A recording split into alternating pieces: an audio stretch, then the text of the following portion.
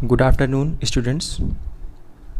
अभी तक आरसीसी में अपन singly reinforced beam, doubly reinforced beam पढ़ चुके हैं। आज अपन देखेंगे फ्लैंज सेक्शन। फ्लैंज सेक्शन भी एक तरह का रेक्टेंगल सेक्शन ही होता है।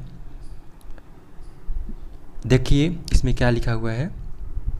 Flange section is economical and efficient then rectangular section. Flange section economical होता है और एफिशिएंट होता है देन रेक्टेंगुलर सेक्शन के। अब इकोनॉमिकल का मतलब क्या हुआ? कॉस्ट कम होगी। जब भी अपन सेक्शन डिज़ाइन करेंगे तो कम कॉस्ट में ही डिज़ाइन हो जाएगी। और एफिशिएंट का मतलब कि ज़्यादा मूवमेंट कैरी कर पाएगा, ज़्यादा लोड कैरी कर पाएगा। आगे क्या लिखा है? So whatever whenever possible rectangular section is replaced by flange section. हम कोशिश करेंगे जहाँ पर भी पॉसिबल होगा तो रेक्टेंगल सेक्शन की जगह फ्लैंज सेक्शन देंगे। क्यों देंगे? क्योंकि ज़्यादा इकोनॉमिकल और ज़्यादा इफ़िशिएंट होता है। अब कैसे ज़्यादा इकोनॉमिकल और इफ़िशिएंट होता है तो देखते हैं। नीचे डायग्राम दिया हुआ है। तो सबसे पहला जो डायग्राम है इसमें क्या हुआ, इसमें क्या है? रेक्टेंगल बीम है जो कि अपन डिज़ाइन कर चुके हैं सिंगली और डबली। अब देखिए ये सिंगली रेनफोर्स्ड सेक्शन रेक्टेंगल दिया हुआ है। सिंगली में क्या करते थे अपन? सिर्फ बॉटम में स्टील देते थे। अब देखिए याद करिए, न्यूट्रल एक्सिस के नीचे जो स्टील होता है वो कौन सा लोड रेजिस्ट करता है? टेंसाइल फोर्स या लोड। और न्यूट्रल एक्सिस के ऊपर का जो पार्ट है वो कंप्रेसिव फोर्स रेजिस्ट करता है। अब कंप्रेसिव फोर्स कौन रेजिस्ट करता है? कंक्रीट करता है। जब कंप्रेसिव फोर्स कंक्रीट रेजिस्ट करता है और टेंसाइल फोर्स स्टील रेजिस्ट करता है तो ये जो न्यूट्रल एक्सिस के नीचे वाला पोर्शन है तो ये कंक्रीट का तो कोई यूज़ नहीं है। ये जो न्यूट्रल एक्सिस के नीचे वाला पोर्शन है ये वाला, तो इसमें तो कंक्रीट का कोई रोल नहीं, कोई स्ट्रेंथ नहीं देगी। सिर्फ स्टील को एम्बेड करने के लिए ये हमने क्या दिया है? स्टील दिया है। अब देखिए सेकंड वाले पोर्शन में हमने क्या किया, ये वाला जो पार्ट है जो किसी काम का नहीं था, जो स्ट्रेंथ नहीं दे रहा था, इसको हमने क्या कर दिया? एलिमिनेट कर दिया। इससे क्या फ़ायदा हुआ? जो A1 है पहले वाले सेक्शन की एरिया वो ज़्यादा है as compare to second section. जो दूसरा वाला सेक्शन है उसमें हमने क्या कर दिया? एरिया कम कर दिया। जब हमने एरिया कम कर दिया तो उससे क्या फ़ायदा हुआ? A2 क्या हो गया? इकोनॉमिकल हो गया। क्या हो गया? इकोनॉमिकल हो गया। अब कैसे इकोनॉमिकल हो गया? भाई जो सेकंड वाला सेक्शन है उसकी एरिया कम हो गई, और जब एरिया कम हो गई तो हमारा मटेरियल बच गया तो उसमें कॉस्ट कम लगेगी, इसलिए इकोनॉमिकल हो गया। अब देखिए यहाँ पे हमने लीवर आर्म लिखा हुआ है। अब आप सिंगली रेनफोर्स्ड बीम में लीवर आर्म जानते हो कितना होता है? D-0.42 XU। और moment of resistance upon find करते थे या तो कंप्रेशन साइड से या फिर टेंशन साइड से। अब देखिए जो लीवर आर्म 2 है वो कितना होगा? वो भी सेम ही होगा। क्यों? क्योंकि यहाँ पे हमने CG थोड़ी ना चेंज किया है, वो तो 0.42 XU पे ही एक्ट करेगी CG। जो टोटल टेंसाइल कंप्रेसिव फोर्स और टेंसाइल फोर्स के बीच की ही होती थी। लीवर आर्म क्या होती थी? टेंसाइल और कंप्रेसिव फोर्स के बीच की डिस्टेंस होती थी, तो वो तो चेंजेस नहीं हुई है। तो इसमें क्या हुआ? सेकंड वाले सेक्शन में हमने क्या दिखाया कि ये इकोनॉमिकल होगा। अब देखिए थर्ड वाले सेक्शन से क्या समझ में आ रहा है? इसमें क्या किए अपन, जो एरिया ऑफ 2 है, A2 है और A3, हमने एरिया को सेम रखा है। एरिया को सेम कैसे रखा? जो ये है ये वाला एरिया है, हमने इसको क्या कर दिया? थोड़ा सा वाइड कर दिया। ये यहाँ पे एरिया सेम है, ये थोड़ा सा ज़्यादा डीप था, इसको हमने क्या कर दिया? वाइड कर दिया। एरिया सेम है, यानी कि जो ये B था वो थोड़ा सा विड्थ ऑफ फ्लैंज हमने इसको नाम दिया। विड्थ ऑफ फ्लैंज ज़्यादा कर दिया है किससे? हमने B से। देखिए एक होता है फ्लैंज, दूसरा होता है वेब। तो ऊपर वाले पार्ट को अपन क्या बोलते हैं? फ्लैंज। और ये जो नीचे वाला ये वाला है इसको बोलते हैं वेब या रिब, ये लिखा हुआ है, ये फ्लेंज लिखा हुआ है। तो विड्थ ऑफ फ्लेंज को हमने क्या कर दिया, बढ़ा दिया, और टोटल ओवरऑल देखें तो अपन एरिया सेम ही किए हुए हैं। तो इकोनॉमिकल तो है ही क्योंकि A2 और A3 सेम है। अब देखिए लीवर आर्म में क्या चेंजेस आएगा। अब जब हमने इसको वाइड कर दिया फ्लेंज को, तो इसकी जो CG होगी वो क्या हो जाएगी, CG तो कहीं ना कहीं चेंज होगी, तो इसकी जो CG है वो चेंज होगी। तो लीवर आर्म 3 आपका क्या हो जाएगा, बढ़ जाएगा। अगर लीवर आर्म 3 बढ़ा तो मोमेंट ऑफ रेजिस्टेंस भी बढ़ जाएगा, और अगर मोमेंट ऑफ रेजिस्टेंस बढ़ा तो क्या हो जाएगा, सेक्शन इफ़िशियंट हो जाएगा। इसलिए जो फ्लेंज सेक्शन होता है वो इकोनॉमिकल और इफ़िशियंट होता है देन रेक्टेंगुलर सेक्शन के। यहाँ तक बात समझ में आई होगी। अब अपन आगे देखते हैं। अब देखिए IS कोड में दिया हुआ है कि जो T सेक्शन होगा या L सेक्शन होगा उसका विड्थ ऑफ लेंथ कितना होगा, वो मेंशन करके रखा है IS 456/2000 में, जो कि आपके पास है। IS कोड देखते रहना तुम लोग। अब देखो ये है आपका क्या, विड्थ ऑफ लेंथ। ये टोटल एक्चुअल में क्या है, टोटल B है। अब आप इसको रिलेट कर सकते हो प्रैक्टिकली। ये मान लो क्या है, स्लैब है आपकी, और ये क्या है, बीम है। स्लैब के साथ अगर बीम को आप कास्ट करते हो तो उसको बोलते हैं मोनोलिथिक सेक्शन। दो तरह से बीम को डिज़ाइन करते हैं स्लैब को, या तो पहले बीम कास्ट कर दो फिर बाद में क्या कर दो, स्लैब कास्ट कर दो, या तो दोनों को साथ में कास्ट कर दो। तो जब दोनों को साथ में कास्ट करोगे तो उसको क्या बोलते हैं, मोनोलिथिक।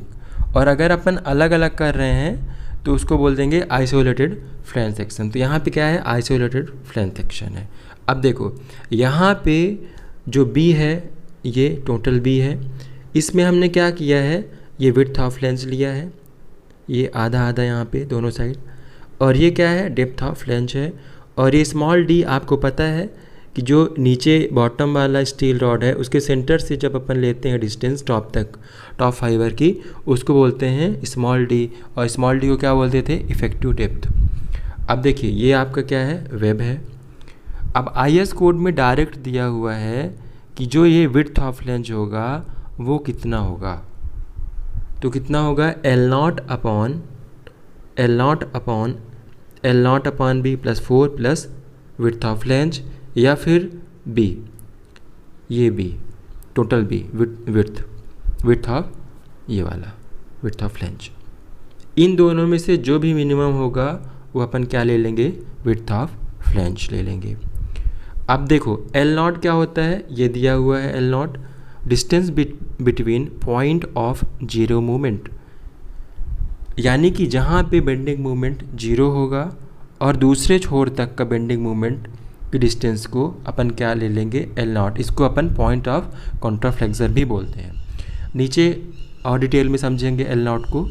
सेम वैसे ही यहाँ पे L सेक्शन के लिए अपन विड्थ ऑफ फ्लेंज लेंगे, सिर्फ डिफरेंस कितना आ गया है इसमें, ये L0 हाफ हो गया है, बाकी सेम फार्मूला है। तो ये IS कोड में आप डायरेक्ट देख सकते हो। अब नीचे देखते हैं अपन। हाँ, यहाँ से आप L0 समझ सकते हो। एक्चुअल में L0 क्या होता है, अगर सिंपली सपोर्टेड बीम लोगे, ये सिंपली सपोर्टेड बीम है और दूसरी वाली कॉन्टीन्यूअस बीम है, तो सिंपली सपोर्टेड बीम में ये जो बेंडिंग मूवमेंट डायग्राम बनेगा ये, तो इसी को अपन बोलते हैं L इफेक्टिव या फिर L0। सिंपली सपोर्टेड बीम के केस में L0 बराबर हो जाएगा इफ़ेक्टिव लेंथ के। अब इफ़ेक्टिव लेंथ क्या होता है ये भी मैंने बता के रखा है प्रीवियस लेक्चर में। अब देखिए अगर कॉन्टीन्यूअस बीम की बात करें तो कुछ इस तरह से बेंडिंग मोमेंट डायग्राम बनेगा, ये और ये पॉजिटिव होगा, ये नेगेटिव नेगेटिव पॉजिटिव पॉजिटिव। तो ये यहाँ पे जीरो मूवमेंट है और ये यहाँ पे जीरो मूवमेंट है। तो इन दोनों के बीच की डिस्टेंस को क्या बोलते हैं, एल नॉट, या पॉइंट ऑफ कंट्राफ्लेक्सर भी बोलते हैं। सो में पढ़ चुके हैं अपन। तो एल नॉट कॉन्टिन्यूअस के केस में कितना हो जाएगा, 0.7 ऑफ एल इफेक्टिव। तो आप याद रखना, सिंपली सपोर्टेड केस में एल नॉट हो जाएगा एल इफेक्टिव के बराबर, और कॉन्टिन्यूअस बीम में हो जाएगा L not equal to 0.7 of L effective. अब देखिए अपन एक एग्जांपल लेते हैं, विड्थ ऑफ फ्लैंज कैसे निकालेंगे। एक छोटा सा एग्जांपल लेते हैं। देखिए, calculate effective width of flange for an isolated T beam spanning over simply supported effective span 8 metre. Section details are given below. अब देखिए, आइसोलेटेड टी बीम दिया हुआ है जिसकी इफेक्टिव लेंथ आपको दिया है 8 मीटर, और डिटेल दिया हुआ है नीचे। विड्थ ऑफ फ्लैंज कितना दिया है, ये 2000 दिया हुआ है, और ये स्मॉल डी दिया है 700, डेप्थ ऑफ फ्लैंज 200, और ये नीचे वाले जो रिब है उसकी विड्थ दिया है 400। अब देखिए, विड्थ ऑफ फ्लैंज का फार्मूला कितना होता है, IS कोड में भी दिया हुआ है, L not upon B plus 4 plus width of flange, width of web. अब इसमें आप क्या करोगे, L नॉट कितना है, ये इफेक्टिव स्पैन के बराबर हो जाएगा क्योंकि ये सिंपली सपोर्टेड बीम का है।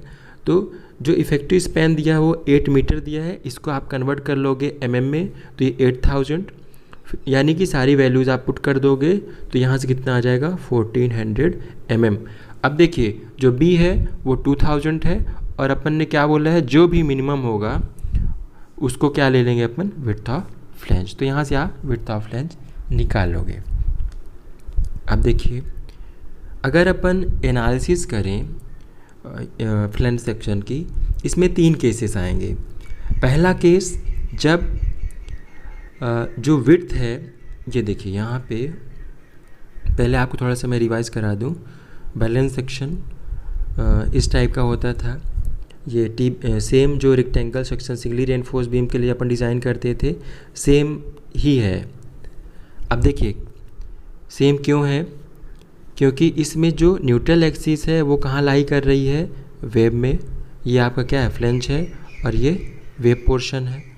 तो जब न्यूट्रल एक्सिस वेब पोर्शन में रहेगी तो स्ट्रेस डायग्राम, जो स्ट्रेन डायग्राम बनता है वो यही सेम रहेगा। टॉप मोस्ट फाइबर में 0.0035 न्यूट्रल एक्सिस ये है आपकी, और बॉटम मोस्ट फाइबर में जो स्ट्रेन होता है वो 0.002 प्लस 0.87 FY/ES। अब यहाँ पे एक्सयू लिमिट की 3 कंडीशन होती थी, वो डिपेंड करता है ग्रेड ऑफ स्टील पे, ये लिखा हुआ है एक्सयू लिमिट। अब यहीं पे आप एक्सयू लिमिट निकाल सकते हो। Fe415 के लिए, Fe415 के लिए 0.48 हो जाता था, और Fe500 के लिए 0.46, ठीक है, आप देख सकते हो। अब देखो, ये दिया हुआ है। अब अगर अपन देखें, पहला केस क्या है, neutral axis is in flange. अब देखो, यहाँ से क्वेश्चन बनेगा RGP एग्ज़ाम में, जब न्यूट्रल एक्सिस कहाँ हो, विद इन फ्लैंज हो, तो उस केस में विड्थ ऑफ फ्लैंज या डिज़ाइन ऑफ कैसे करोगे टी बीम की। तो पहला केस आज देख रहे हैं अपन। देखो, ये जो न्यूट्रल एक्सिस है ये फ्लैंज में ही है। जब न्यूट्रल एक्सिस लाई करेगी फ्लैंज में, उस केस में क्या होगा, स्ट्रेन डायग्राम तो आपका ऐसे ही बनेगा सेम, और स्ट्रेस डायग्राम भी रेक्टेंगल सेक्शन की तरह बनेगा। आप देख सकते हो स्ट्रेस कितना होता था बॉटम मोस्ट फाइबर में 0.87 FY, और टॉप मोस्ट फाइबर में 0.45 FCK। जब अपन एक्सयू निकालते थे तो क्या करते थे, C=T कर देते थे for position of neutral axis. अब सेम फार्मूला रहेगा 0.36 FCK B × XU = 0.87 FY AST। ये अपन सब कर चुके हैं, कई बार कर चुके हैं। तो यहाँ से आप क्या निकाल लोगे, एक्सयू निकाल लोगे। अब आप जब एक्सयू निकालोगे उससे कंपेयर करोगे डेप्थ ऑफ फ्लैंज से, एक्सयू को कंपेयर करोगे डेप्थ ऑफ फ्लैंज से, तो आपको पता चल जाएगा कि डेप्थ ऑफ फ्लैंज क्या है, छोटी है किससे, एक्सयू से, बड़ी है x u is less than equal to D F. तो आप यहाँ से मोमेंट ऑफ रेजिस्टेंस निकाल लोगे, मोमेंट ऑफ रेजिस्टेंस का सेम फार्मूला, इसको आप कंप्रेशन साइड या टेंशन साइड, ये कंप्रेशन साइड से निकालना है, इसको आप टेंशन साइड से भी निकाल सकते हो, जैसे कि ये दिया हुआ है formula. If neutral axis lies in flange then flange section behaves as rectangular section. इसका मतलब ये है कि जब न्यूट्रल एक्सिस लाई करेगी फ्लैंज्ड में, तो ये जो टी बीम है ये बिहेव करेगी टोटली रेक्टेंगल सेक्शन की तरह। तो आज अपन इतना ही कर रहे हैं, कल अगले लेक्चर में देखेंगे सेकंड केस जब न्यूट्रल एक्सिस लाई करेगी वेव सेक्शन में। ठीक है, थैंक यू।